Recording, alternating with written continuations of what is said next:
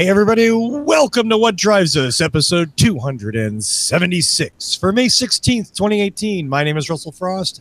I have the good luck and fortune to be your host this evening, and these three gentlemen have to put up with me all night, as well as you. So my apologies in advance to all of you. Let's introduce them and get this show on the road. The gentleman in the industrial sort of setting is our man, the founder of Boulder Hybrids in Boulder, Colorado, Mr. Paul Kuzik. Hey everybody, good to be back. And my sponsor today is Oscar Blues IPA from Longmont, Colorado, or Lyons, Colorado. Well, they got a bunch of stores. Oh, anyway, nice. Sounds good. Yep. I should, before I do, Ballast Point Victory at Sea. It doesn't look very victorious. It doesn't look all that victorious. Is right. It's yeah, really like arb. It's a porter, which is good for me, but it has coffee, not so good, but vanilla. Okay, maybe. I'm taking a real chance here, but hey. Cheers to the Ballast Point, and it's local brew. So, I've had that one. I like it. Do you? That means I'm going to hate it, Patrick. I don't agree on much, so that's probably accurate. I'm not going to start trash with you now. We were talking before the show about how much Patrick loves Zima. But... Zima! There's a delicious clear malt beverage. Well, that guy that we're talking about is Patrick Connor, by the way. That's an introduction. From Oregon. I am the EV driver on the panel. I've been driving electric since 2007, believe it or not. I'm now on electric car number 3. Wow. Yep. That's right. You killed your Leaf. No, I'm just kidding. Yeah, actually, so May 18th, which is coming up in just a couple days, will be 7 years with the Leaf, and we still have it. And the range is down to about 50 miles. So wow. Yeah, it's been kind of rough. It's still a great grocery getter, but I'm not going to be driving across country, that's for sure. Yeah. If you hypermile it, do you think you can get 516 miles out of it? Only if I start at the Continental Divide and it's all downhill. And it's all downhill, right? Exactly. One big long ramp to New York. Yes, start me at Mount Everest and have a nice gentle slope, and I might be able to get 500 miles. I like that idea. And our man in Canada, he's not doing bad things in Tim Hortons, Mr. Mark Coughlin. Oh, you had to go there. I had to go there. I'm sorry. That's still that is seared into my memory now. My life. Okay. Just as a warning, do not watch the Tim Hortons video in social media right now. Do not watch it. Now it's viral right now. It's horrible. You do not watch the video. I have no idea what you're talking about until after this show. I'm going to pause right now and go watch it. Don't forget, you guys. I'm out. I'm going to go do it. Go ahead. You'll get what you deserve. Welcome, everybody, to the show. We've got a bunch of interesting articles to go through tonight. So let's get to it. Absolutely. More interesting than I just Googled Tim Hortons video. No, you can't do that. Why? We are not. No. Yes, let's talk about cars. Yeah, let's talk about cars. Please, let's talk about cars. First, curiously blanks on floor. Yeah. And a word we've used on this show many times. The first two stories are somewhat related. The first one was a New York Times story this week, and I'm gonna, as I like to do, I'm gonna read the headline. It's by David Jeans. Wow, Majli Depuis Camp. I'm definitely not saying that name right. So my apologies to Camp and Jeans there. Anyway, the title is, and I quote, "Deadly Convenience, Keyless Cars and Their Carbon Monoxide Toll." And the subtext below that is, weaned from using a key, drivers have left cars running in garages, spewing exhaust into homes. Despite years of death, regulatory action has lagged. I'm not the guy on the panel. That's usually Evan Fusco. Maybe Patrick. I don't know. I won't characterize. I'm not the guy to use the phrase nanny state in anything but a highly ironic sense.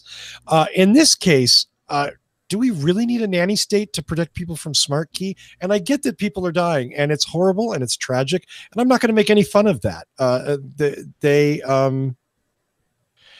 They're not stupid or lazy, but they weren't as careful as they should have been with a motor vehicle. And guess what? Motor vehicles are super dangerous things. Most of them are filled with gasoline, which explodes and burns. All of the internal combustion vehicles spew poisonous gas. It is. But that said, I don't know that we need a law about regulating smart key use so that people don't fill their house with carbon monoxide because they forgot that their car was running in the garage and they died. But it is pretty easy to do, like on a hybrid. Exactly. You pull in, put the car in park, the engine's shut off. You know, you're distracted. You're thinking about work, family, whatever. The car is still on, but the engine is off. So you get out of the car, you go in the house, and then 10 minutes later, the engine comes back on, right, and it will cycle till the gas runs out of the tank. A regular car, yeah, you should notice that the engine was running, but like the article says, some engines are very quiet. And I don't know. I guess, yes, people should be smarter, but we know humans are not smart. And it would take very little effort for the manufacturers to put software in the car that says if the car has been sitting for X number of minutes and not driven and the key is not in the car, turn off the car. It's not that hard to do. Yeah. Paul, you make it really... So I would agree with you, Russell, if they were doing something obviously negligent. I mean, if they're driving crazy or doing something mindfully stupid, then, you know, that's their own fault and they've accepted that responsibility. Here, people make mistakes, and it's not something that they should die for because they walked away from their car. That and as this article shows, it has a section in there. Ford has in their new keyless cars, if exactly what Paul said, if somebody walks away from the car is idling for 30 minutes and the key's not in it, it shuts off. And every car maker should do that now. And the ones that don't should get sued until they've paid out millions and said, wow, we should change it. Because it's ridiculous that they don't have it's three lines of code. A car three maker lines of could code. lose a lawsuit if someone dies because they forgot to turn their car off. If you can say that the car company shared negligence in that because they know this happens. How many of these stories have to occur before they say we should not keep killing our customers? I don't like a Prius will beep a few times if you leave the car running and exit. But Paul, blare the horn, you know. I'm gonna say, Paul, and your opinion here will trump mine perhaps, but I don't think, look at the cars that are involved in these accidents, they're ICE cars. They're not hybrids. And I'm going to put forth that if it was a Prius, right, it wouldn't gas the house up, because I've been in Prius for half an hour with the engine, quote unquote, with it on. And the hybrid motor comes, or the gas motor comes on every 10, 15 minutes or so, depending on what you're doing, runs for a couple of minutes and then shuts off. Right. It's gas cars that run continuously. Right. And pollute more. Right. That are the danger.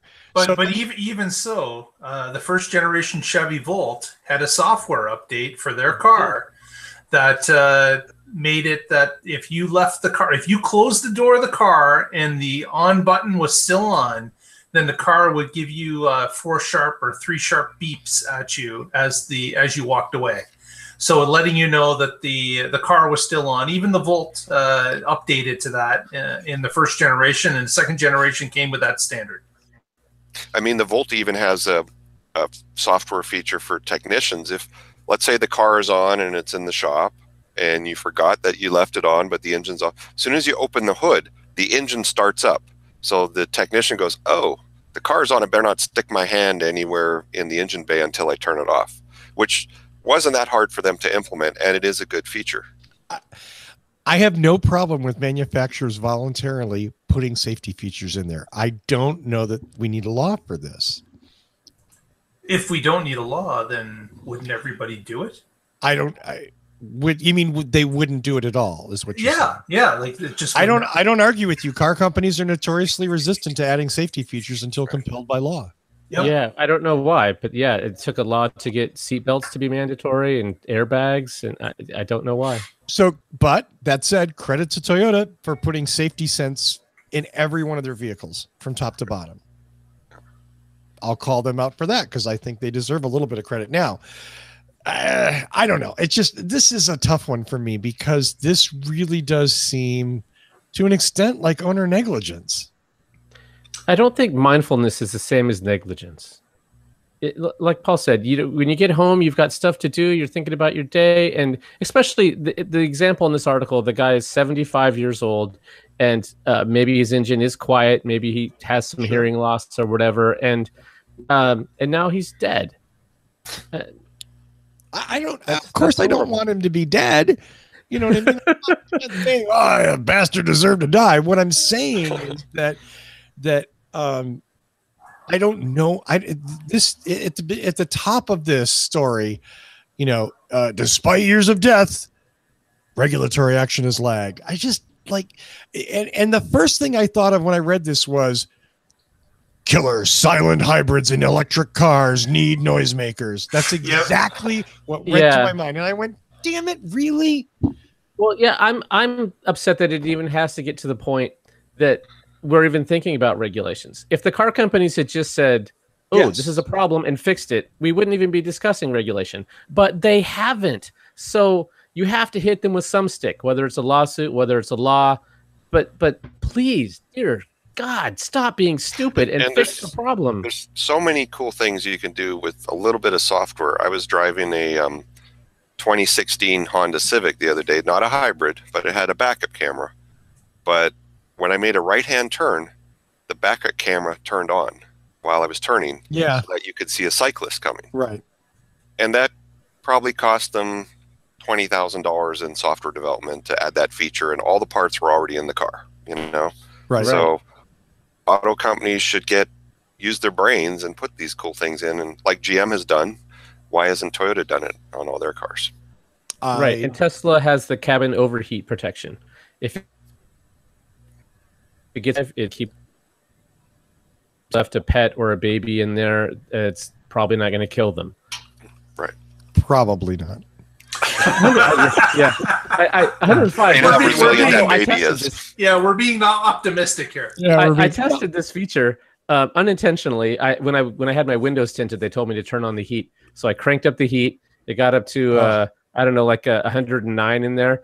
And then I turned off the heater because I thought, it'll just sit there and be hot for a long time. And then 5 minutes later, I came back and it was 89 degrees because it had sucked in all this cool air and vented the cabin. And so it keeps it below 105. Right. I don't know how much more depends on how cool the ambient air is and stuff. I totally agree that it would be nice if car companies voluntarily did things like this, that acknowledge that stuff like this happens and then put in safety features without being compelled by regulatory laws, agencies, whatever, to do the right thing. No argument about that. No argument. But the idea that we need a law or that this is, I don't know that I agree that the car companies are like, this isn't like seatbelts for some reason to me. You know what I mean? Like seatbelts, that was a whole different argument, Well, if you're not negligent and don't get in crashes, you don't need seatbelts. You could make the same sort of argument you're making here, and it's ridiculous. So that's okay. We can agree to disagree. We can agree, maybe, and I don't know that we disagree that much. Well, continuing on my opening of the show with a cheerier subject, death. The Washington Post this week, Fred Kunkel at the Washington Post noted that the IIHS, this is the Insurance Institute for Highway Safety, noted that pedestrian deaths were up between 2009 and 2016, up 46%. We're talking about nearly 6,000 people run down by motor vehicles and killed. This isn't counting injuries. The article goes on to detail that a lot of the accidents happened on roads designed to funnel urban traffic onto freeways, that there were a lot of crashes where there were uncontrolled intersections or poorly designed crosswalks, and that the crashes often involved SUVs or vehicles with lots of horsepower, which the article goes on to suggest that maybe the crashes involved excess speed. This is, and killing cyclists again is like a sport in New York City. I don't know what the answer to this is, other than people need to be more careful. And it's sort of a theme that I've been building up for the last couple of weeks, just sort of watching people drive around and how they operate their motor vehicles. To focus on the road when you're texting. Well, but this isn't a millennial issue. No. And texting isn't a millennial issue. I mean, I live in San Diego. I live in a 55 and over apartment complex. Okay.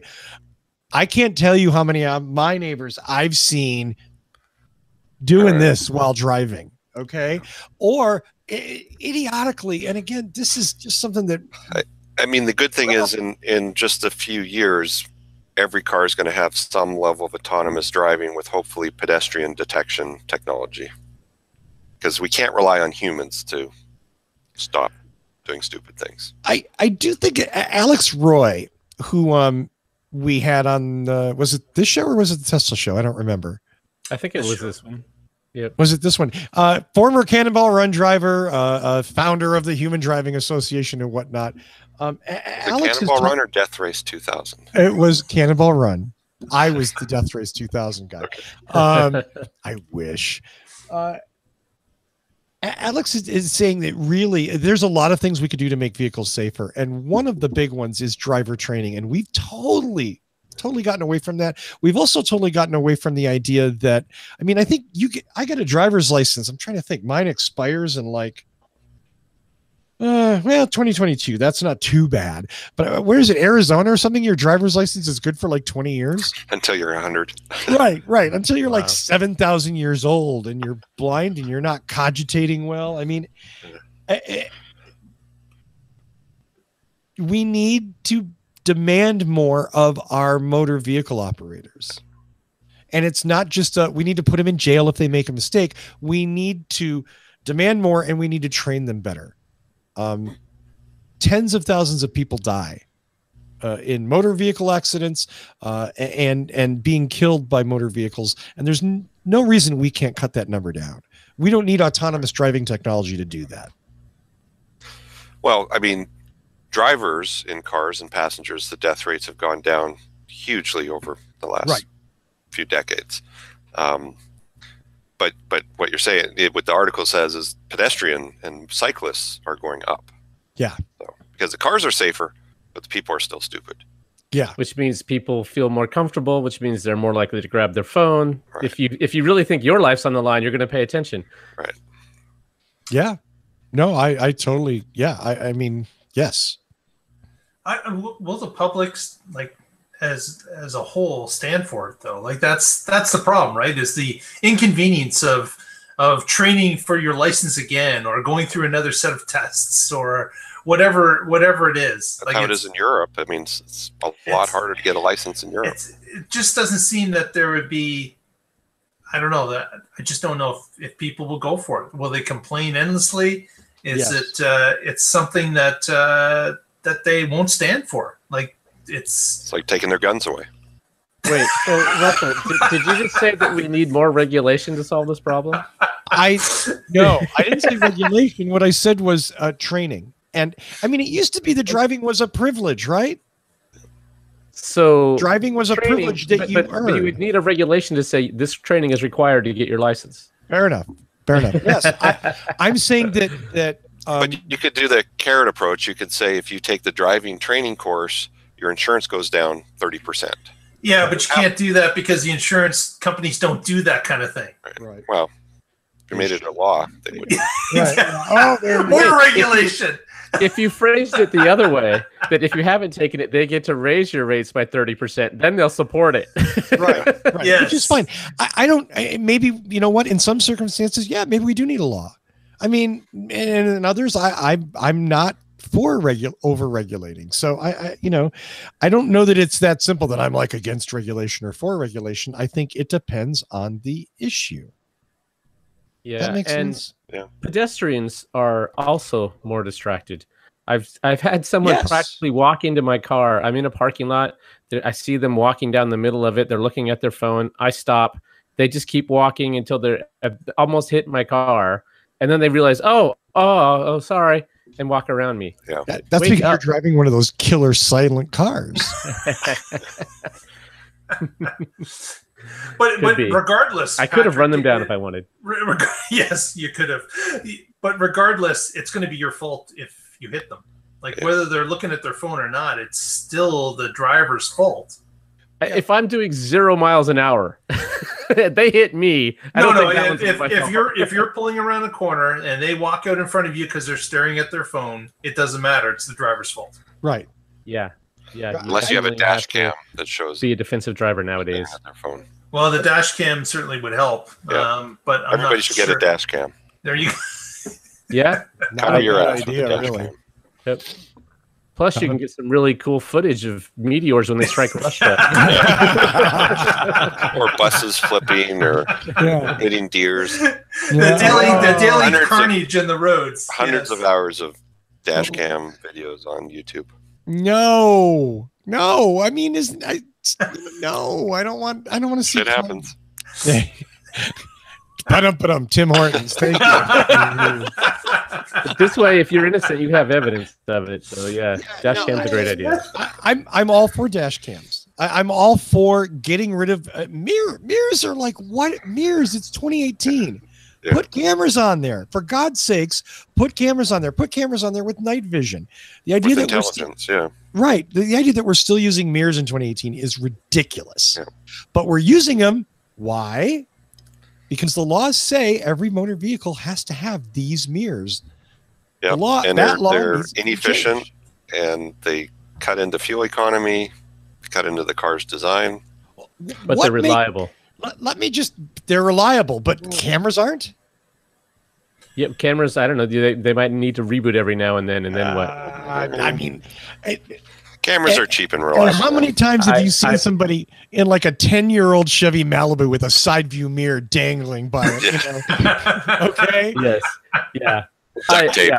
I totally agree with you. Yeah, Just trying to put out the other side. Absolutely. And my whole thing is, okay, so what's the smartest thing you can do as a driver? You're going 65 miles an hour down the freeway. You're going to change lanes. What are you going to do? You're going to look backwards. Yeah. You're going to look backwards. You're going this way. You don't need to be looking back, but you have to because you Right. can't rely on the mirror. Yep. Yeah. Unless your car has lane departure assist. There's that. Blind spot monitoring. Yep. Then we get into ADAS. We can go right back to Alex Roy. We need really good cars that help us drive smarter and better as humans. Yes, absolutely. And at that, I'm going to shut up because I've taken up way too much time. Mark has the next story. I do. Everyone's heard about ZEV credits, but you may not know what the hell they mean. So there's an article in Green Car Reports that goes through the carb state ZEV credit and what it actually means and what's required. They put it into a poker type scenario, which is kind of nice. And basically, these there are 6 in California. There are 6 manufacturers that have to play the ZEV credit game, and they are companies that sell over 200,000 cars in a given year. As of next year, they believe there may be another 6 added to the list. But right now, it would be Fiat Chrysler, Ford, GM, Honda, Nissan, and Toyota. BMW, Hyundai, Jaguar, Subaru. Land Rover, Mercedes, Mazda, Kia, they're all coming up. So they could be added to this list shortly. But what this is that based on every 100 cars that you sell, you need to have X amount of ZEV credits available to take off that total. And they've put some poker chips in place here to show you what these cars are worth on the ZEV credit scale. So, for example, a Prime is worth 0.9 of a carb credit, whereas the Volt is worth 1.3, and the Bolt EV is worth 3.9. And wait for it, the hydrogen Mirai is worth 4. Okay, so you can see why some different manufacturers will push for different vehicles because it gets them a whole lot more credits quicker. So based on that, and the credits basically mean they can sell on the other side gas guzzlers and big trucks. Correct. Per 100 per 100 cars currently, and I'll skip here to the next page. It tells us that there would be, I believe it's 2 credits per 100 vehicles currently. Okay, but in 2025, it's going to go up to 22 credits per 100 vehicles. Oh, wow. So there's a ramp up that's underway. And car companies that are behind the curve in collecting these car credits are going to find themselves increasingly behind the 8 ball as this ramp up of credits is required. Now, car companies can buy credits from other car companies if that other car company has banked credits that they want to sell. Like Tesla. Exactly. Yep. Exactly. So some companies are banking what they've got because those credits are going to become worth more and more as other manufacturers get into the game and require those credits, again, depending on sales. And it's interesting that the article was also showing the number of what they would call banked ZEV credits. So Honda, for example, has about 25,000. GM's got about 30,000. And look at Chrysler has a bank of 90,000 because they're not selling many of their cars, first off. And secondly, what they're banking with the, I guess, the Fiat and the Carrot or what is this? Pacifica. The van, Pacifica, obviously allows them to bank more. No, wait. I thought Chrysler was the biggest customer of buying Tesla's ZEV credits. Maybe that's what they did. Maybe they bought them and they're sticking them in the bank. This is a 2016 chart. Right? Yeah, so they might have bought some and put them in this bank. And put them in the bank, possibly. Yeah. Because I know at one point we did a story about how one of Tesla's major revenue streams is selling ZEV credits because they don't need them. Yeah. Right.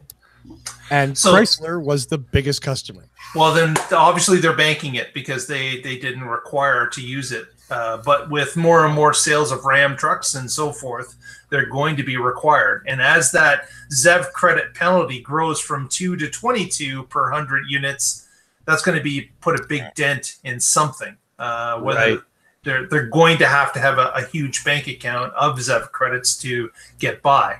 Otherwise, there are huge penalties that they will have to pay if they cannot match them with ZEV credits. So they were smart. They saw that, hey, look, these are going to become really expensive by 2020. Tesla's selling them for 50 cents on the dollar now. Why don't we buy them? Let's get them now. Exactly. And I've seen evidence of, a real story here about how this stuff works. Colorado is not a CARB state, and each Toyota dealer gets maybe 1 Prius Prime a month in Colorado. And yet in the Northeast, New York, New Jersey, Massachusetts, where it is a CARB state, they get so many Prius Primes that they're cutting the price $4,000 or $5,000 off MSRP to move them off the lot to get the credits to sell the gas guzzlers. So even though Colorado is great for the consumer to buy a plug-in hybrid, Toyota at the corporate level, there's no benefit to them selling them here. So they're moving them to the CARB states to sell them. So it's all a game, just like poker. This other chart here is showing in 2017, based on plug-in sales, what credits were collected. And you can see that in 2017, GM topped the chart handily with 116,000 plus credits with sale of the Volt and the Bolt. So this with 2 cars that sell a good volume, as we've tracked in the monthly charts, it's netting GM a number of credits to either use or bank, depending on what they require to do. But the next closest competitor in this category is Nissan, who's basically 1/4 of the amount. So widely variant in, I guess, company strategies as to what they're doing, what they're selling, what they're banking, and what they have to buy in order to be in compliance. But a very interesting article, and I certainly would, if you have some interest in the subject, it's a good read. Yeah, I want to say bravo to the author. What's his name? John Briggs. This is a topic that could have been so dry of here's how credits work. And he's made it fun, and he's got these graphics in here and the poker analogy, and well done, sir. Well done. Yeah. And it is a very confusing topic. So I'll agree with Patrick. Yeah, wait, we don't do that. What? That's not part of the show. I'm off script again. Oh, and this is from Green Car Reports. We should mention that a friend of the show, John Volker, has stepped away from Green Car Reports. Yeah, finally. Yeah, Finally. hopefully we'll see where he lands and he does something cool, and we can maybe even have him on the show again. It would be great to have him on the show. If I know John, he's probably going to relax and enjoy things. Maybe I'm wrong. I don't know. He's a busy guy. Find out. Yep. Well, the next article or the next story is one of mine, and you know what? If I call it anything but a rant, I'd be lying. It's a rant. Russell's rant. Here we go. It's a rant, and I'm going to start before you ramp up, Russell. Yes, sir. Just drop the presenting on my side. Oh, I'm sorry. Thank you. We all got to see your pretty faces. You were ready. Mark, I mean, you're the cutest one on the panel. I'm sorry. Oh, thanks so much. But no, I don't want to be up there during the rant. Oh, you chicken. So I want to start this by showing a little video. And I just want you to indulge me for like 60 seconds. Here's 60 seconds of video. This was from the Tesla Live event where they did the first Model 3 handovers. Okay? Here we go. People probably won't even notice. We care about every part of it. We aimed for something that was a very simple, clean design because I think in the future, well, really, future being now, that the cars will be increasingly autonomous. So you won't really need to look at an instrument panel all that often. You'll be able to do whatever you want. You'll be able to watch a movie, talk to friends, go to sleep. Every Tesla being produced right now, the Model 3, the Model S, the Model X has all of the hardware necessary for full autonomy. And I think a lot of people still don't realize that. It's got the 8 cameras, it's got 12 ultrasonic sonars, it's got the forward radar, and it's got over 10 teraops of computing capability. Let's go more into the interior. So one of the challenges with the... So that's Elon in July 29th, 2017, a little less than a year ago at the Model 3 handover. This week, Elon, on just a couple of days ago, had posted a tweet, and I'm going to quote Elon's tweet here. Quote, "It's super messed up that a Tesla crash resulting in a broken ankle is front page news, and the 40,000 people who died in U.S. auto accidents alone in the past year get almost no coverage." And he's talking about a Washington Post article where the Tesla on autopilot slammed into the back of a fire truck. The person wasn't killed. They were injured, and thank God for that, and a testament to the safety of Tesla vehicles that the driver wasn't injured. But I've been on and on and on about how autopilot is oversold and poorly sold and poorly represented. And when the guy who runs who's the face of the company, no matter what, says, yeah, you can watch a movie, go to sleep, do whatever you want. That's grossly misrepresenting the product. Grossly. And I don't have a lot of sympathy for Elon if he feels offended that somebody, and I get that the Washington Post was using Tesla as link bait. I'll go there. I have no problem with that. But guess what? Elon's part of the reason why Tesla is such good link bait, because he's made so many claims that he hasn't backed up. And this one of all has come back to bite him in the ass of late a few times. That's my rant. I know. So we went to the next news story. I'll take the other side of this one. You don't have to, Patrick. It's okay. Alex Roy we talked about him earlier. He recently had an article in the Drive called "The Language of Self-Driving Cars is Dangerous, and Here's How to Fix It." And this is a great article. It comes down to we've got 6 levels if you count 0, 5 if you don't, levels of autonomy, and that's not very clear. No. What you really have is either a car that is human piloted or computer piloted.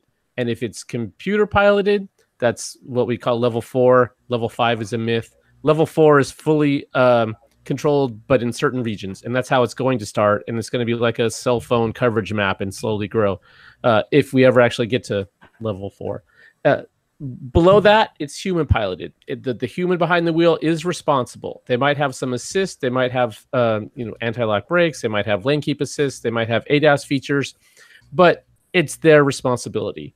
And the Tesla cars today, that's all we have. We don't have level 4+. We don't have computer-driven cars. We have human-piloted cars, and it is your responsibility if you're sitting behind the wheel. There is a steering wheel there. You do have the pedals. They're not gone like in the Waymo cars. So it's very clearly the person's responsibility. But not if they kill themselves with carbon monoxide. Right. So this is the difference between mindlessly walking away from your car or being behind the wheel going down the road. You obviously have to pay attention and be the driver. But the guy who makes the car just said, you can watch a movie, you can go to sleep. You can do whatever you want. Yeah. I don't think I'm playing like a legalistic semantics game here going, well, Elon said it once. So he said this repeatedly. Right. He said that they have the hardware that's going to be capable of this. He didn't say go do it now. In no way did he say that. Yeah. Yeah. Well, you see him on stage talking like that, and it's like, I didn't know they could do that right now. Right. But that's like looking from the outside, he doesn't make that point that, it's not regulated. We can't do that yet. It will come. It's something that's built into the car. Like when he gets up on stage and says that, many people just take him at what he said right there. I can go to sleep. I can watch a movie. I can do what I want. I don't think that's true. I mean, I think there's a lot of people that don't actually have the cars that might think that, but the people that have the cars, the people in the audience at that event probably know the different.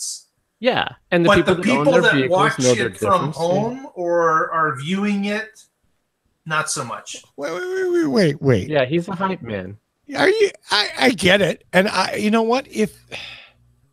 I don't think that anybody that's been in a wreck in a Tesla said, "Oh, I thought it could do everything," and I crawled him back and took a nap. Not yet. Well, there was that idiot that got a ticket for climbing into the passenger seat, right? Or the dude who was smoking the big fatty and like laid back while he was, while the car was driving. I just, here's the thing, and I don't, we've been kind of down this road a lot, and I don't mean to go down it again with like, Elon made promises that got broken, and he's a visionary, yada, whatever. Fuck all that. My point is that Elon whining, and it is whining on Twitter about a crash, about being in the news, is whining, and he should be called out on it because he deserves to get some of this heat. He deserves it because of what he said and the way he's represented his products.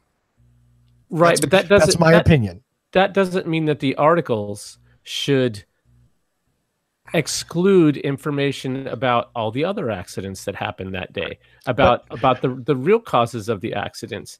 And No. So listen, here's an example. There was a Waymo car that was recently in a wreck, and it was somebody made a wrong turn. They were going to hit another car. That car jumped out of their lane to avoid being hit and hit the Waymo car. The Waymo car was actually being driven by a person at the time. Right. And yet that where there was no significant injury, there was no interesting technical angle of whatever happened. It's just the typical fender bender that happens thousands of times a day, and yet it made news because there was a Waymo car involved, even though it was being driven by a person. Like there was recently a story about a Tesla battery that caught fire and the car burned, and it made front page news or internet news, which is ridiculous. But every day, hundreds and hundreds of gas cars burn up in this country, and it never makes the news because it just happens. Look, so that's not Patrick, let me. Jim Lentz, Mary Barra, Jim Hackett, Carlos Ghosn, none of them get on the news, get in front of a camera, and talk shit like Elon does. Is that fair? He's not like them. That's absolutely true. Okay. Yeah. So if Elon catches a little extra heat, I think it's deserved because he's willing to step out to hype his product, to be a little Barnum-esque and present it. So you know what? Stop whining. That's all. That's my only point. Yeah. So so Tesla absolutely brings us on. They are clickbait, like you said. They don't spend a lot of marketing. Why? Because they get a lot of media attention. It's just not all positive. So it's a two-edged sword to be in the spotlight that they're in. They're under the magnifying glass, however you want to say it. Sometimes it's a nice spotlight. Sometimes it's a magnifying glass and they're an ant being burned by it. So it cuts both ways. Mm-hmm. But those articles still need to look at the bigger picture and not just say, oh, there was a Tesla involved and, oh, look at all these problems Tesla has. Because it is a bigger problem and there are other things happening. And what is Tesla's safety record relative to other automakers? Well, let's include that. That's another thing that Elon loves to inflate. So, so do some actual investigative reporting and put the real numbers out there if you don't believe his. I think Tesla cars are very safe, but are they as safe as Elon says? I've seen several takedowns in the last week that seem to demonstrate. He says 40% safer, and other people disagree with that. Okay, so let's see your data. Right. But we're arguing about whether it's 10% safer or 40% safer, but we all agree it's safer. But still, the headlines are going to talk about the crash or the fire or whatever. Because one of the central selling points that the CEO personally presents is how safe and how autonomous, how their autopilot feature works. Yeah, I'm going to give a plug to Linda Weidelman. I said her name wrong. What's her last name? Tesla? Yes, yeah. Sweet. So she's made a Facebook page called Not a Tesla. And because all these Tesla events, whether they're a crash or a fire, get all this media attention. And as Paul mentioned earlier, there are hundreds of, I think 120,000 gas car fires a year that don't make the news. Right. Well, on the Not a Tesla page, they make news. Right. Absolutely. Search Not a Tesla on Facebook. It's a great page. Hey, Paul, out of that 120,000 cars, how many of them are Volkswagens? Sorry, I had to. I don't know the number, but every day lots of cars, and some of them no doubt are VW Vanagons from the 80s. Oh, I was thinking bugs, dude. I wasn't even thinking like old bugs. Those things, didn't they just like burn constantly? Yeah. There was like some they used it. Well, they had the fuel lines right over the exhaust, and they would crack and they'd dump fuel on the hot exhaust, and in 2 minutes your car is just it's an inferno. Right. Yeah. It was like, whoa, you think the Pinto was a bad design? No, I fair enough. I'm going to shut up now because I feel like I've talked way too much and turn it over to Patrick, who has a really cool story. Oh, we have a crack team of, no, that's fine. I was going to say this for my shout out, but I can do it now. Oh, I'm sorry, Patrick. The Alex Roy language of self-driving was the one I wanted to hit on, and I got that one covered. Yeah, that's a really good article. Alex has been writing a lot of good stuff for the Drive. Yes, really, yeah, just well thought out stories. So I'm going to do a shout out here to the Electronic Frontier Foundation, or the EFF, or as I call them, the Electronic Freedom Foundation. Although that's not their name, I like it better. I do too. Yeah, so they took a patent troll to court. It went all the way to the Supreme Court, and they won. And this was started back in 2013, and it's just now been resolved. A patent troll had sued a bunch of podcasters. And this was back when we were podcasting, so I've been keeping an eye on it. And they could have done a lot by suing us. Yeah, all of our sponsors. Can I They say could sponsor? come and confiscate our beer. All that beer you guys have been drinking, we want it back. So yeah, shout out to the EFF. Good job, guys. And I hate patent trolls. I've been involved in some suits. You guys can, these up here, these are patents. And yeah, it's not fun to get attacked by trolls. So trolls can suck it. I agree completely. And that's why it's a little outside of us, but I think it's well, it's about the show, Yep. Freedom of podcasting. So Patrick, thank you for that very much. I am going to dump on the other one. I want to talk about, actually, I want Paul to talk about an exciting new car from a company that hasn't made something we've really talked about in a while. Yeah, so the article in Green Car Reports this week about a new Subaru Crosstrek plug-in hybrid coming next year, or maybe late this year, 2019, probably in the calendar year 2019. What is really good about this is that Subaru is licensing Toyota's hybrid technology to put in the car, because they previously had a Crosstrek hybrid and it was a piece of shit.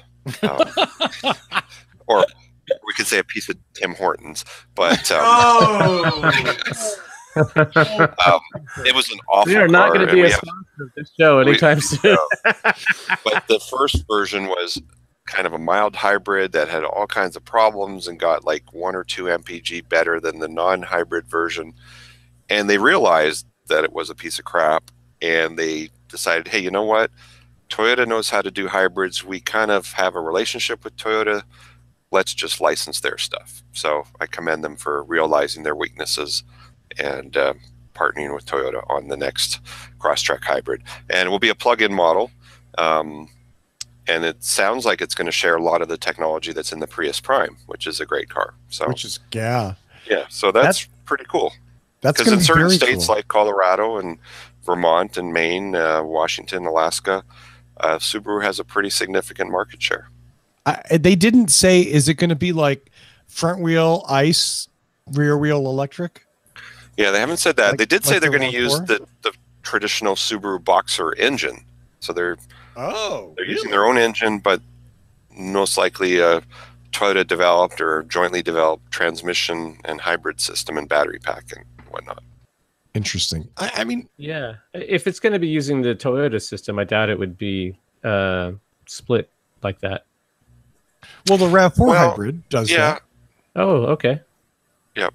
And then like other companies, like when Nissan's Altima hybrid, it was sort of half Camry, half Altima, but it used the Nissan engine. So Toyota will adapt to other companies' engines. I wonder why they wouldn't use the Atkinson cycle engine. That seems like you would hurt your economy, your fuel economy that way. Atkinson cycle is basically a timing thing. So you could make a Boxer engine an Atkinson cycle. Whether or not they're going to do that, there's not enough data yet to know. But the whole Subaru shtick on their Boxer is it's smooth, it's quiet, it's low center of gravity, and they've that's one of the pillars of their thing is the Boxer engine, the all-wheel drive standard, right?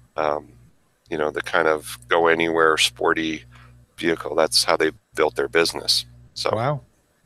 But yeah, the Toyota hybrid all-wheel drive system is a pure electric rear end, as opposed to Subaru's right now has a drive shaft from the front of the car to the rear of the car, a traditional Subaru. So I guess we'll stay tuned and give updates as we learn more about this car. Yeah.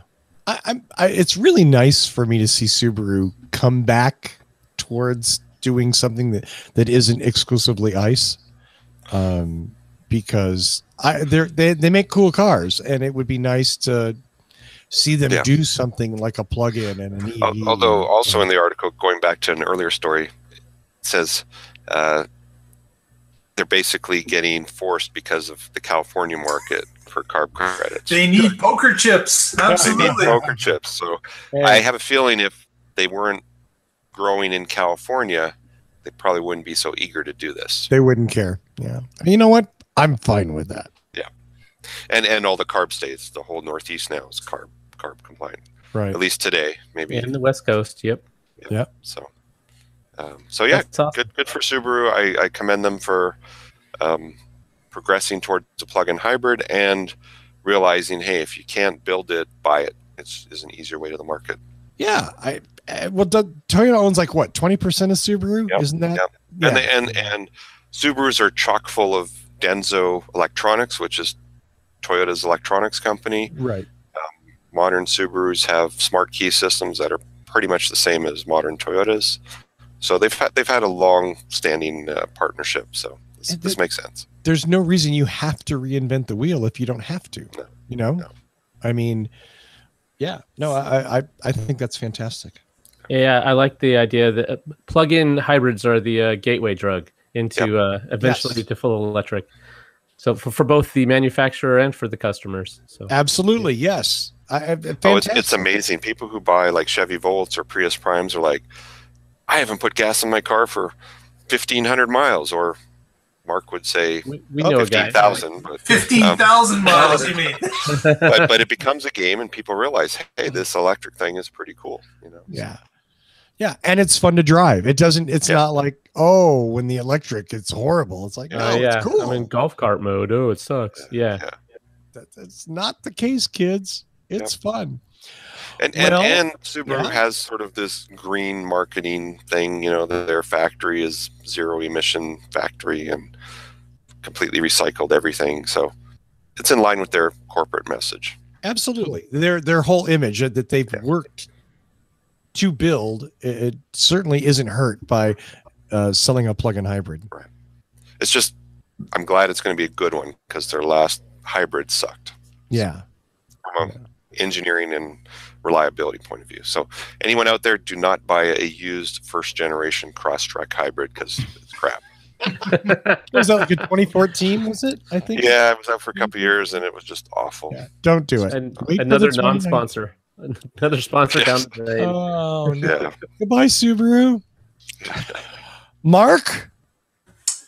Yeah, it's interesting that, you know how some people require a little bit of an extra job after their regular job to make a few bucks. People Uber, people Lyft, you know, to get a few extra bucks. Well, it turns out that we had a camera on our own Patrick Connor recently, and he was spotted at the Portland airport, and this is what he Ubers around. Oh my God! Oh my God! So this is Patrick moving a Qantas 787 Dreamliner from Boeing out to the runway. The taxiway. Yep. So Patrick, way to go! Good job. Nice. That is a pretty impressive torque. Is it? Yeah. Oh, I don't think you could pull a 200-ton airplane with like a regular car. Really? Yeah, you probably have some difficulty. You mean like one of those little tiny like lead acid battery tractors that they? Well, those are geared appropriately. But okay. Like take a normal passenger vehicle and try and pull 200 tons. I don't think it's going to work. So it's only rated for 5,000 pounds, but I think that's exceeded it a bit. Oh yeah, significantly. So what you're saying is this couldn't even happen. Is that what you're saying? Well, that's a prop plane. yeah, they have a Tesla in the back pushing it. Foam plane. Yeah, exactly. exactly.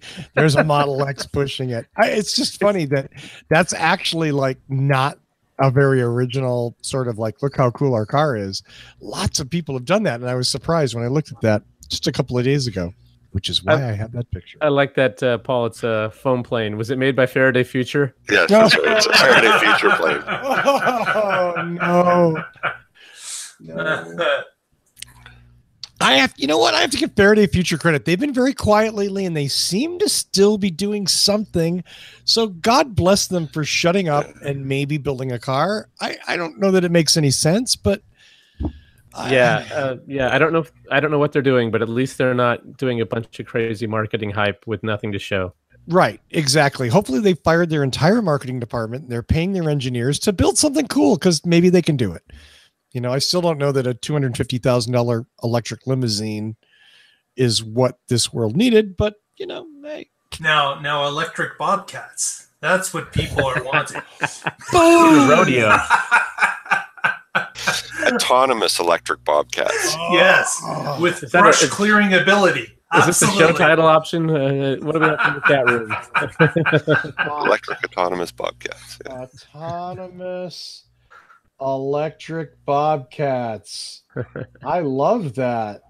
Okay, I'm going with that. Put Faraday Future in there. That way, you know, we'll get picked up. Oh God, do I have to? As much as we bash on clickbait titles, we still go for it.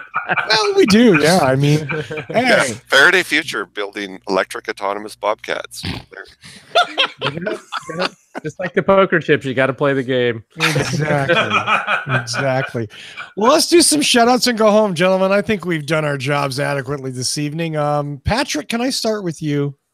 Sure. I blog at carswithcords.net, and I'm on the board of the Oregon Electric Vehicle Association. You can find them at oeva.org and all the socials. What are you pointing at? Hey, my little thing. Well, you can't see it. Taxi. Toad Taxi. Toad Taxi. Dun, dun, dun. Disneyland. Come on, Mr. Toad's Wild Ride. Mr. Toad's Wild Ride. I didn't know we had a taxi service, though. The best ride at Disneyland. Thank you very much. Mr. Guzik. I'm going to shout out myself, Boulder Hybrids, our website, boulderhc.com. Anybody in the Mountain States region needs their hybrid or EV serviced, repaired, or if you're looking for a used hybrid or EV, give us a call. We are now licensed by the state of Colorado to sell cars, used cars, and give you advice if you're buying a new one. Right. We will tell you our honest opinion. Like, don't buy a used Crosstrek hybrid. I get the impression you will get an honest answer from Paul. I'm just guessing he's. Paul's good at that. Even when you don't want the honest answer, you get the honest answer, and that's at least an opinionated answer. Yeah, no. Paul's very, very good at that, and you want him on your team definitely. BoulderHC.com. Go visit Paul. Mr. Coughlin. Last but not least, the Waterloo Region Voltec Group, as well as the Waterloo Region EVA, will be at the Kitchener Fire Hall this Saturday, showing first responders Tim Hortons. EVs. No, we're not going to Tim Hortons. Not after that. Not after that. We're not going anywhere near Tim Hortons. Not that Tim Hortons. No, we're not going to British Columbia at all. We're staying clear of that. But if you're in the area, please drop by, say hello. We also have another event coming up on the 25th. We have a meeting on the 29th of March in Guelph. If you are interested in attending, please contact us through our Twitter page or email addresses. Wait, you have an event in Guelph? In Guelph! Are you kidding me? I feel awful. I want to Guelph. Isn't that like way? That's like hours away from you.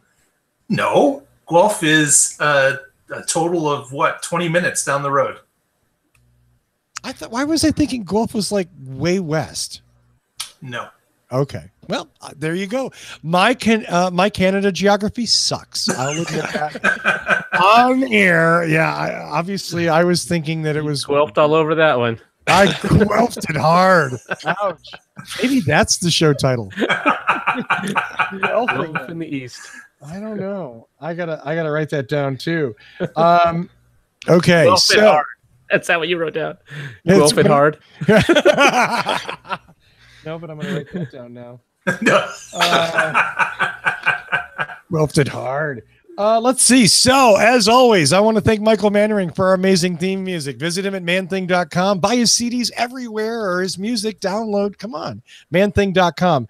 I want to thank everybody in the chat room. I haven't been in there. My apologies. But thanks so much for hanging out in there. And I want to thank Paul, Patrick, Mark. I say that like I don't know their names. You know? Like, he's guessing. Get to read the. Thanks so much. Seriously, you guys did a great job. And I want to thank Ballast Point. What's your opinion? You didn't tell us. You know, it's a little anything with coffee in it tastes like coffee, but it's not bad actually. And I hate coffee, so it's got to be really good. Yeah, I like dark, thicker, richer beers. You know, I love a nice lager too, but yeah, about the only thing I avoid is something really hoppy, and which I know is all the rage. Everybody loves hoppy beers. Me, not as much. So let's see what else. Visit us at facebook.com/whatdrivesus, Twitter @whatdrivesus, Instagram @whatdrivesusshow. No spaces, just @whatdrivesusshow. And of course, here on YouTube, youtube.com/whatdrivesus. Please subscribe. We are so perilously close to 500. We'll please, like 15 or 20 of you, for the love of God, subscribe to the YouTube channel. Okay. I'm going crazy. I what else can I promise? What do you want? Money? I don't have beer. Money. Beer? I'll find some somewhere. You know, can you ship beer? I guess not. Maybe not. Within I don't know. the state, I think you can. Yeah, yeah. Well, that's our show for this so the week. 500th subscriber will send them some beer. Yeah, absolutely. Ooh. Maybe, right? You see, but a bunch of people quit and sign up, and I'll be done like 4 you're gonna really run into trouble with that. I'm so screwed. No matter what, just come on. Tell your friends, tell your family. I don't register your pet. I don't care. I want 500 subscribers, please. Thanks for watching. Thanks you guys for coming on and doing a great show, and thanks to all of you for watching and or listening. You're the reason we do the show. Check out next week and find out what drives us.